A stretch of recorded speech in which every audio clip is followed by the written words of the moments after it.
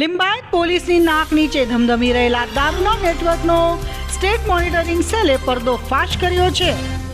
State monitoring cell દ્વારા 10,23,424 રૂપિયાની કિંમતનો માતબર દારૂનો જથ્થો ઝડપી પાડી એક ઇસમની ધરપકડ કરી છે। સ્ટેટ મોનિટરિંગ સેલના જણાવ્યા મુજબ ટીમ દ્વારા લિંબાયત નીલગિરી વિસ્તારમાં આવેલ રંગીલા નગર 2 ખાતે દરોડો પાડવામાં આવ્યો હતો। દરમિયાન સ્થળ પરથી ધર્મવીર સિંહ ઉર્ફ સુખા જાટ નામનો ઈસમ દારૂના જથ્થા સાથે ઝડપાઈ ગયો હતો।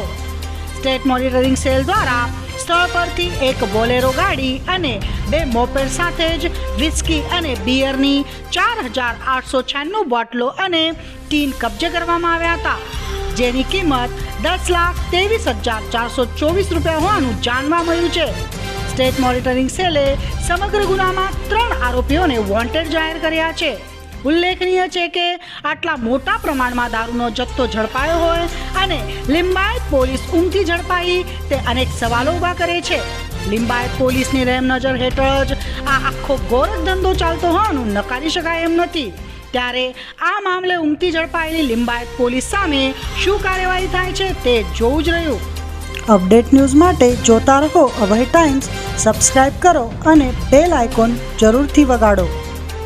ભય થઈને નિષ્પક્ષતાથી નિરપેક્ષ રીતે વાસ્તવિકતાનો અરીસો રૂપી સચોટ માહિતી લાવતો સત્યની સાથે અભય ટાઈમ્સ।